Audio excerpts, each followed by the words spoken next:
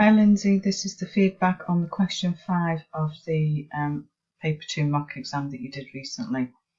So you started off with a good heading, homework is no longer needed with an exclamation mark to show how you're emphasising the point, and then you've gone straight in by explaining what your viewpoint is, that you agree that it's not of any value.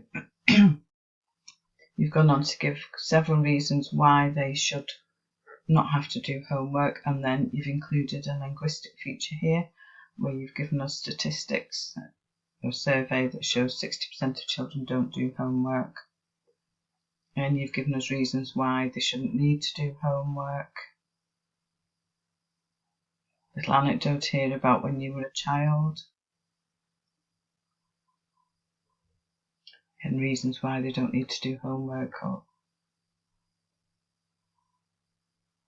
and rhetorical question here, which is good, and another linguistic feature here where you've used 3 things linked to the topics for boring, time consuming and pointless, which is good. You have included another 3 here as well: to relax, do the things they may have an interest in, and spend quality time with family and friends. So that's again another good use of a linguistic feature. And you've concluded with a strong statement that they do enough in school 5 days a week, so they shouldn't then have to do extra work at home. So all in all, that's a good essay. So if we look now at the mark scheme, so if we start off looking at the upper level 2 band, so some sustained attempt to match register to audience and some sustained attempt to match purpose. Well, I think you have done that. And conscious use of vocabulary with some use of linguistic devices. Again, you've used a number of linguistic devices. You've used a rhetorical question, exclamatory for your heading, then you've used some 3s. You've also used an anecdote where you've referred to what you were like when you were at school. So if we look at the organisation of your writing, so some use of structural features. Well, you've used a heading, you've used an introductory paragraph and your concluding paragraph, and then your paragraphs are structured within. So yes, we've got that one. Increasing variety of linked and relevant ideas, yes. And then the last one, some use of paragraphs and some use of discourse markers. Well, you have used paragraphs throughout. The one thing that you've not done is use discourse markers. These are words like on the other hand and nevertheless, and firstly, secondly, thirdly, and so on. And we will be looking at using some of those in your writing over the next couple of weeks. But that does mean that you're limited to the bottom end of the upper level 2 band, if that makes sense. So I think it's got to be 7 out of the possible 24 marks for this part of the question. Had you included some discourse markers, then you would definitely be at the top end of the band.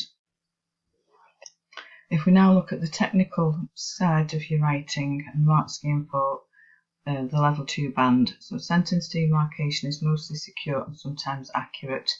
End of sentence punctuation that's referring to. So on the whole, it's pretty accurate. However, there is still some misuse of commas. You're writing some very long sentences which could be split up using, well, either joined together using conjunctions or split up using full stops, or even a semicolon, which we'll look at in a little while. The next one says some control of a range of punctuation. Well, again, we're lacking some apostrophes, which we will be looking at in the next lesson. And as I've already said, you could do with putting some semicolons in to show that you can use the full range of higher level punctuation. And in fact, you could have put one here which would have split up this little sentence a bit.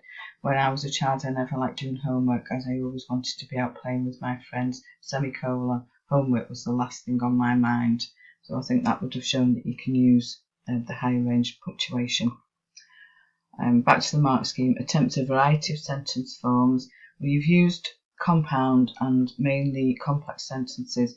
You can do with adding a short sentence or 2 just to show the examiner that you can use the full range of sentence forms and structures, and they're always good for adding dramatic effect to your writing.